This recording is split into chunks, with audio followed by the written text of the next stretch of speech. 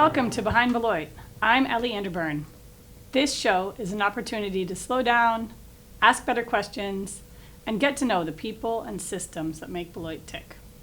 Today we are joined by Bill Frisbee, Public Works Director here in the city of Beloit. He has worked for the city for the last 19 years, first starting as the city's intern, then a stormwater engineer, and now being our Public Works Director. Welcome, Bill. Happy to be here. Thanks for coming. Let's start out with sort of how you got into your role. How did you find your way into Public Works, and what drew you to this sort of role with a behind-the-scenes civic effect? Yeah, so coming out of high school, I was a summer intern for the city of South Beloit for their Public Works department. It was just something to kind of fill the role, looking for that summer job. Originally was going to college to be an electrical engineer, kind of to take after my dad. He did electrical type work. And then that summer I really enjoyed the work.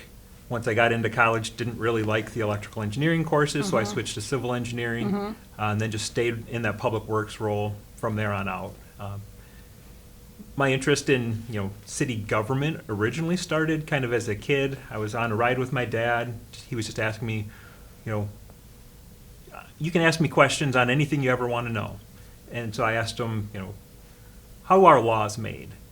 And so here I am, 10, 12 years old, and my dad said, let's go to a Beloit City Council meeting.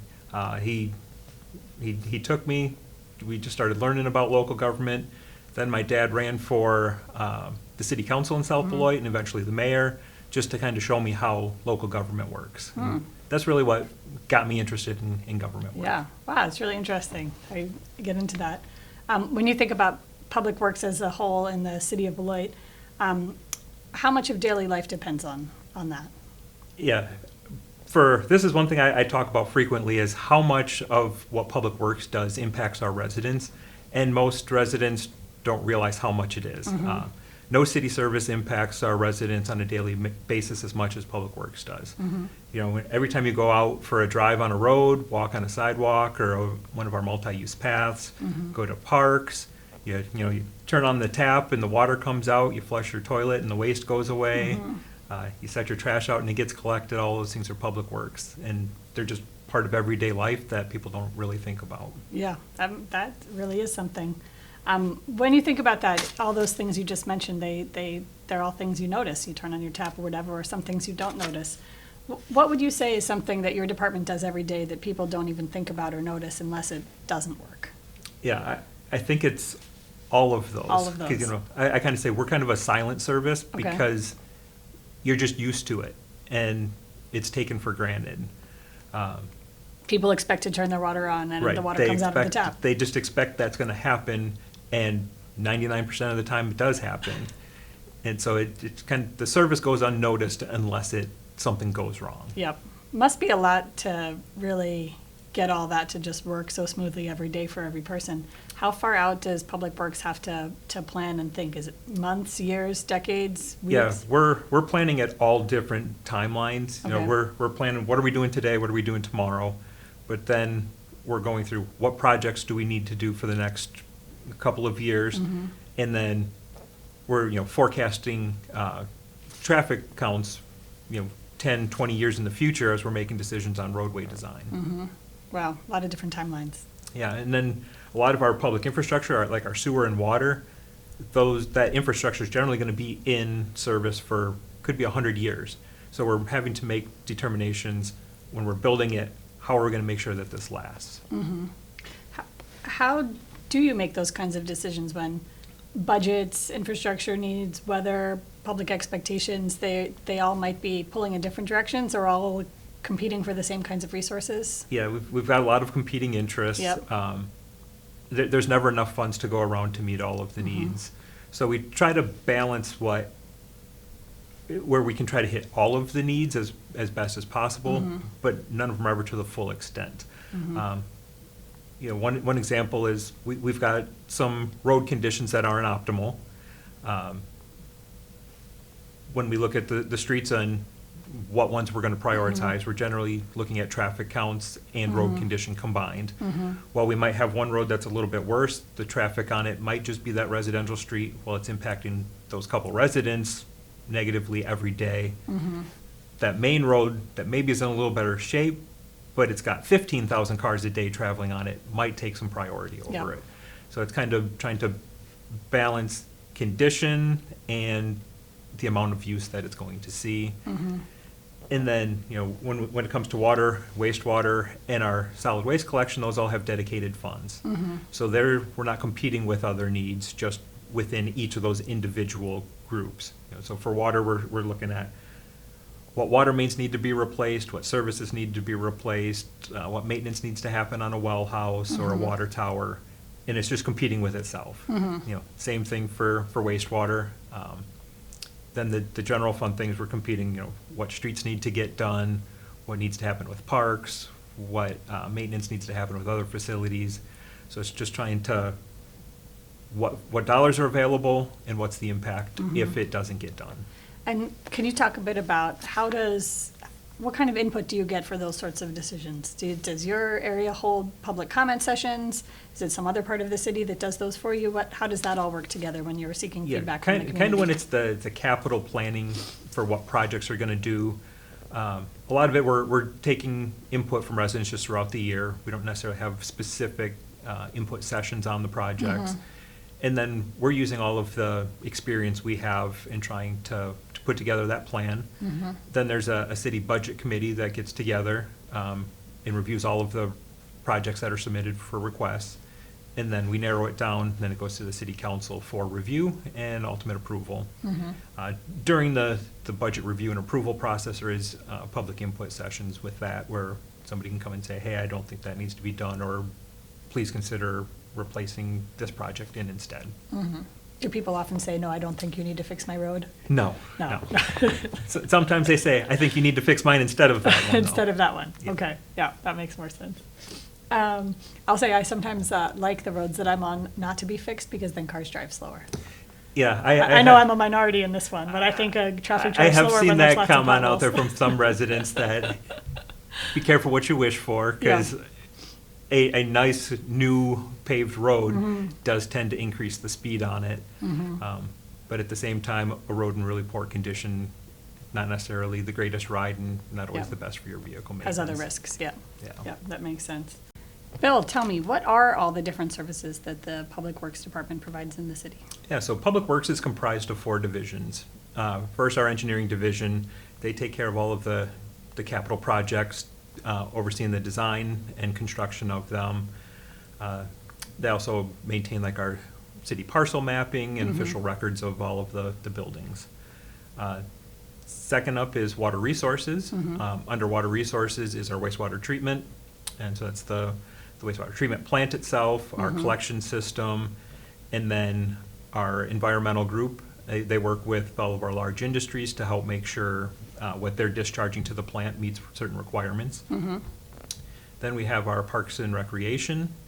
So that oversees the park maintenance, playgrounds, forestry, and then our recreation services, which also includes the Winterfest this last weekend. The Winterfest last weekend. It includes the Kruger Pool, Edwards Ice Arena, Kruger Golf Course, then all the fun things. All of our facilities that are available for rent. Yep. They're kind of our fun group. Yep. And then last is our operations division. That kind of is a lot of different things. It's our street maintenance. Then it's our solid waste and recycling collection, our fleet management, and our buildings and grounds. And so we kind of touch all different areas of the city. Really covers, everything. When I think about all the different places that I think about throughout the week and what I pay for on my utility bill each month and whatever else, it really covers a lot. Got a lot of things for what the city does for us. So when you think about your team in Public Works, what makes a great Public Works team member?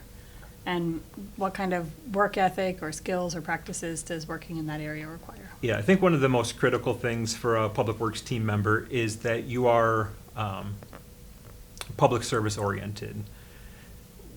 Everything we do is impacting the public, and the decisions we make have a really big impact to our residents. And we're often making sacrifices to our personal lives for the residents. When that call comes in at 2:00 in the morning and it's like last week, 40 below wind chills, and there's a water main break, staff is out there. When it snows on Christmas, our staff is forgoing their Christmas dinner with their family to be out plowing the roads to make sure everybody else can get to their events and get home safely. And so it's somebody who's willing to sacrifice their personal life at times for the betterment of the community. Yeah. If residents could see one thing behind the scenes that might change how they think about public works and the services it does for the city, what do you think that might be? Just seeing the amount of conversations that we have while trying to make the decisions on what projects are going to get done, or what service we're going to be able to provide and at what level, just with all of the competing interests for funding.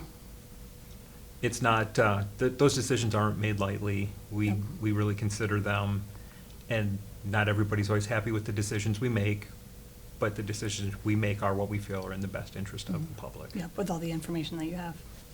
Yep. Makes sense. Thank you. Thanks for coming in today. It's Yeah, really happy cool to be here. Hear about public works and the cool things that happen to make us not even think about the services of the city. Yeah, it's always good to kind of share our story and help the residents understand the services we provide. Yeah, wonderful. Thank you for coming. Yep. That was Bill Frisbee, Public Works Director for the City of Beloit. Thanks for coming. Coming up next is Pat Miller. He is the Athletic Director for Beloit College and will be joining us to talk about what's happening on the campus, what's happening with the Buccaneers. Before being hired in late 2025, Pat spent 22 seasons with the University of Wisconsin-Whitewater. In that time, he won 2 national championships and multiple Coach of the Year awards. Welcome, Pat. Well, thank you. Happy to be here. So let's just start off with sort of how you got here today. What was the path that got you into college athletics and then ultimately here to the City of Beloit and Beloit College? You know, it was an interesting path when I was in high school and in college. The 2 things I was interested in was athletics and potentially going to law school. And I had the opportunity to work for a lawyer when I was in college. We did a lot of public defender work. I was involved in a lot of cases and basically decided that's not how I wanted to spend my future. So I went into education. I was a high school teacher for 2 years in Harvard, Illinois. I taught social studies and was the head basketball coach, and then had the opportunity to go back to Whitewater as the assistant coach, which I did. I was the assistant for 8 years, became the head coach in 2021 or 2001, 2002 season, and really spent the rest of my career there. I got to a point later in my career where I just had kind of had it with the basketball aspect of it, needed something different. I went to school at Whitewater. I spent 30 years there. So I had some private sector opportunities that I took on, and ended up doing my own consulting company, a lot of public speaking. I did NIL world. So I've been in the athletic world, but not in terms of being an athletic director. And this all came to fruition when one of your alums called me last summer and said, hey, Beloit needs an AD. Is this something you'd be interested in? So I started making phone calls and set up some meetings with people just to get the lay of the land. And with every meeting and every interaction, it became more appealing to me, something I thought would be a great challenge, a place where I thought I could have some value and make some changes and make a difference. And thankfully I got the job, and I've been on the ground running since October. Great. When you think about those experiences in your life working in a whole different range of athletics over time, what do you think most shaped how you think about this job as athletic director at Beloit College?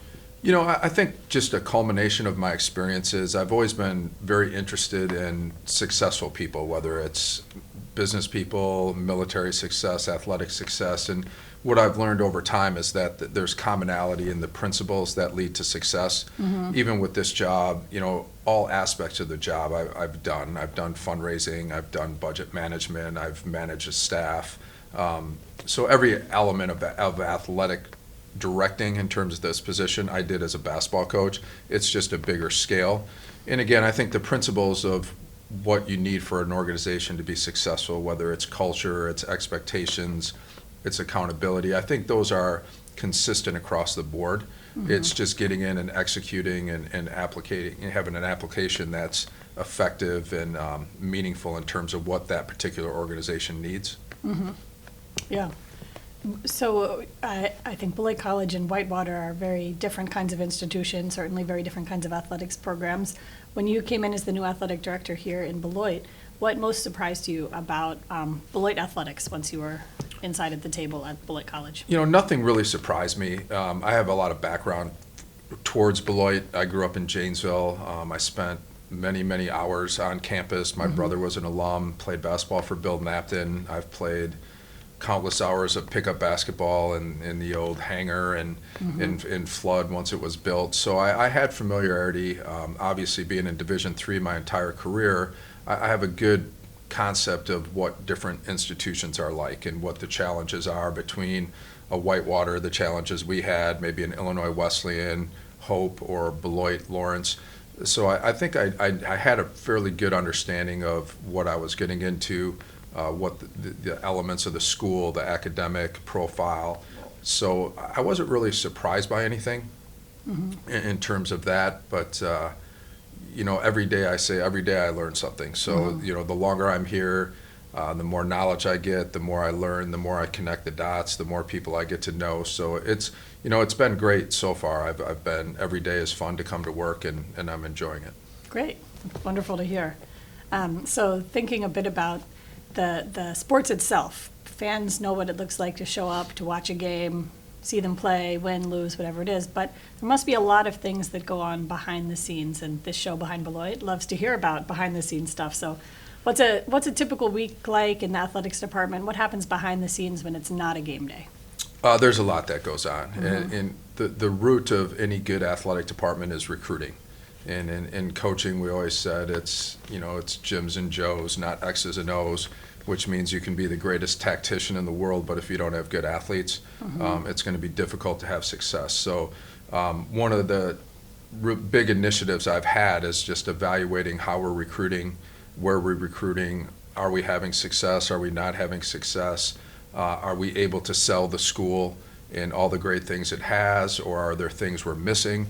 And that's been a big part of the first couple of months is I almost see the coaches as a sales force, and they have to be equipped with all the information, everything great about the school, all the different academic areas, all the different programming we have, whether it's Celeb, Impact Beloit, all those types of things, so we can go out and make the best case, because recruiting is obviously a very competitive venue in college athletics. So it starts with recruiting, managing that. I think behind the scenes, how are the coaches coaching? How are they designing practices? How are they implementing fundamentals?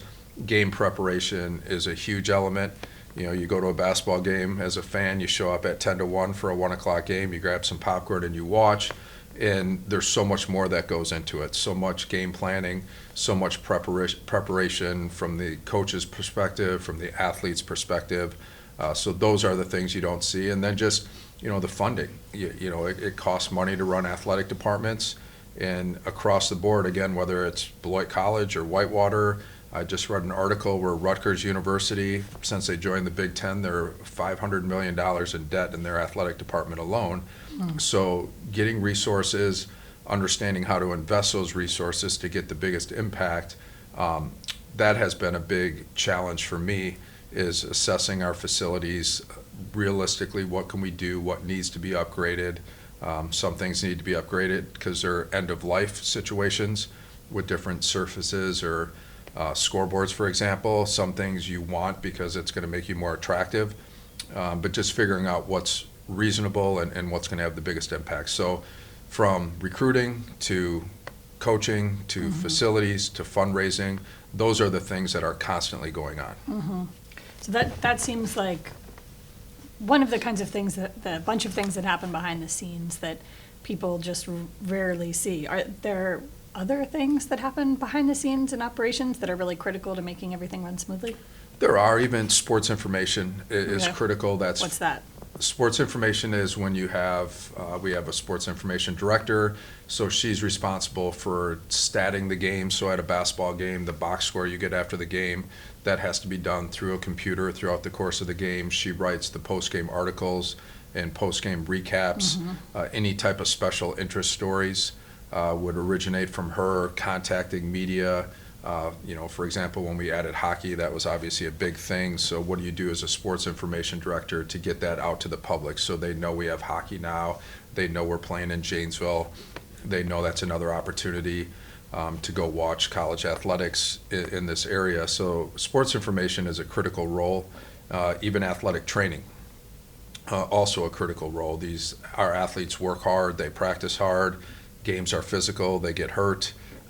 So sports information is a critical aspect as well, because what you don't see with athletes is the amount of time they spend in the training room before practice, getting their bodies ready, after practice, if they're hurt, a lot of times at this point, for example, in basketball, most people are playing hurt to an extent, and that's just the reality of sports. So those are also really critical. You mean at this point roles. in the season, or at this point in the This point in decades? the season, Okay. that Okay. you're beat up, you've played a number of games, so you're never completely healthy. And then the third aspect, and Beloit just added a full-time strength and conditioning coach, and she's outstanding. She works with all our teams, and that's another element that's critical to any sport program success is, strength and conditioning from a explosion, speed, technique perspective. So those, sports information, athletic training, and strength and conditioning are critical elements to a successful program. So we've heard a little bit about students as the athletes, student athletes at Beloit College. Do students also play some role as student workers with campus jobs in the department? And how does that both help the department, and what do they learn on the job? They learn a lot. So certainly our students are active in game management. We have students that are active in statting and assist sports information. And those are good experiences for career-like opportunities. We also have our students are involved in SAC, which is the student organization that participates on a national level in terms of governance and having input on NCAA Division III legislation and different initiatives. And those are leadership roles that are critical because it's the student's voice. You have the President's Council, which is obviously the presidents and chancellors. You have the Management Council, which are athletic administration, and then the SAC committees, which are the students. And especially in Division III, where the student-athlete experience is paramount to what we do, having their voice heard is important. And we have students in the SAC committee that I meet with regularly, and they're doing great things on campus and great things for the athletic department through various initiatives. It's interesting. When you think about all those things that students are involved in, both the athletics itself, the operations, campus jobs, their own academics, how do you balance all of that? How do you balance that for students so that they can compete well, also do really well in their academics? That's why they're in college, think about their student well-being. All of those things need some balance. And what does the athletics department and you do to help support that? Trade-offs are hard, right? Well, they're hard, but that's also one of the reasons a student would come to Beloit College, because you can do all of those things. If you're a Division I athlete, you're a Division I athlete. You're not taking part in student government. You're not doing student work. Chances are you're not doing internships unless it's very much in the off season and limited. So those are just different scenarios. At a school like Beloit, you can have a world-class education. You can be an athlete. You can work on campus. You can take part in internships. You can be in student activities, whether it's clubs or student governance. So you really have the opportunity to build a widespread resume and take part in experiences that are going to build you personally in different areas. There's lessons you learn from athletics. There's lessons you certainly learn in academics. There's lessons you learn being a part of student governance and working through issues on campus or different initiatives. And that's what we want to be here for, is to help students develop in all those aspects. And to your point, your question, we have to manage that. And I think the coaches understand the different responsibilities the students have, and we work with those and accommodate them. And, there's always a give and take. And we know students are here first and foremost for their educational experience, and athletics is important and part of that experience, certainly. But we don't dominate their time. And again, unless you're comparing it to, even though Whitewater's bigger, a different institution, we were very aware our athletes are not on scholarship, and they want to do, and we want them to do different things. If I were a scholarship coach and we're paying students to go to school, that changes that equation. Then I'm going to demand a lot more from them. So I think that's one of the great things about Division III is we allow our student athletes to have the opportunity to develop fully as people. Right. That's interesting to hear, and I think one of the really great things about Beloit College in the world of higher education is students are thinking about what college to go to. So let's talk about culture a bit, because it's not just, like you say, about the X's and O's or even just about the fitness, but about the culture of an athletic department. So could you talk a bit about what you're doing, either behind the scenes or right on the front stage, about what you're doing to shape the culture of Beloit College athletics, not just the performance on the field? Well, I think culture starts with expectations, and I think it's safe to say that the athletic department, to a degree, in certain programs especially, is beaten down a bit. We hadn't had a lot of competitive success, and that's hard. It's hard to go out and recruit when you haven't won, and so I think there's been more of an emphasis on numbers.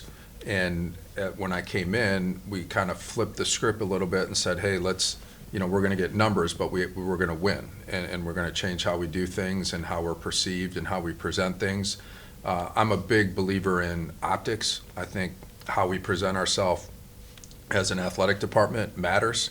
How you dress in the office, how you interact with people, how you interact with alumni. So we've done different initiatives to enhance those things.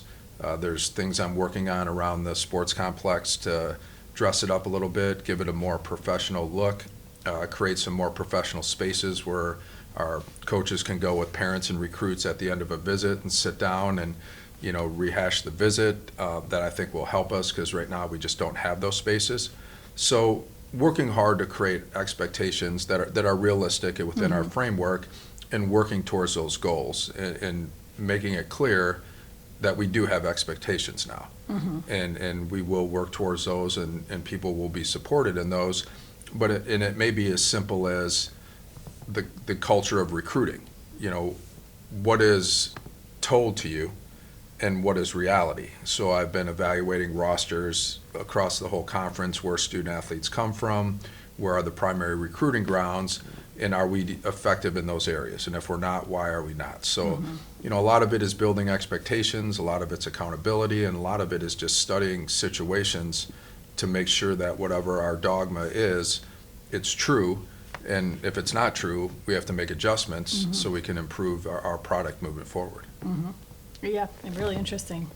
So looking ahead, if you think about a few years from now, when City of Beloit residents attend a game at Beloit College, it could be going to a swim meet, going to a track meet, football game, baseball game. We've got all kinds of sports. What changes or improvements do you hope they'll feel as fans in the stands, even if they can't quite name it themselves? There's a lot, and I remember very distinctly coming to Beloit College games when I was in junior high and high school. My dad would bring us up here, and they were fantastic community events, games in the old hangar. It was loud, they were packed, a lot of community involvement. And so before I get to the actual question, one of my other initiatives is I want to do a better job with our athletes and our athletic department in the community, getting them out in schools, doing clinics, engaging with youth, and just connecting better with the Beloit area. I think that's something we could certainly improve upon. We do it to an extent, but I think we can do more. I think we can do more game events where we're inviting different groups in to see our products. And then, to your question, down the road, certainly get to a point where our teams are playing at a high level. We have community engagement. We have connections. Kids might get to know players through a clinic, and now they want to come and see them play. Their parents are coming. I think down the road, from a monetization standpoint, charging for admittance, having a corporate sponsorship format and implement that, I think are things we're going to have to do, and just enhancing facilities. I think going to a good facility and watching a game enhances the experience. So things we can do to enhance the overall game experience will be important as well. And those are just things I rattled off. There's a lot of work and execution and implementation in all of those areas. And one of the challenges for me right now is there's so many things I want to do that I have to figure out what can I do and what's going to give us the biggest impact immediately, and then branch out into those other areas. But it makes the job a lot of fun. It makes it challenging. It's a good problem to have too many ideas. It is, but Yeah. that's just kind of how my brain functions, unfortunately. That's a great problem. Yeah, Yeah. so like I said, there's a lot we can do, and we will do it, and we will enhance the experience. We will get more community people here, and the coaches have been great. I think they've been a lot of fun to work with. They've been receptive. We have a wide range of people on our coaching staff, from new coaches with not a lot of experience to coaches like Dave DeGeorge and Kim Zarling, who have a lot of experience and are great at their jobs. So it's, working with different elements. How do we get our new coaches up to speed and utilize our more experienced coaches as mentors and people that can help? So there's just a lot of really good things going on. I feel the momentum is good. Like I said, I feel people are receptive to new ideas and making some changes. So it's an exciting time. That's wonderful. Thank you for coming today, Pat. It's been great to hear from you, hear about all the changes happening in Beloit College athletics, welcoming the community to attend athletic events at the college. Yep, would love to see everybody. Thanks. Thank you. Today we've talked with Pat Miller, Athletic Director for Beloit College.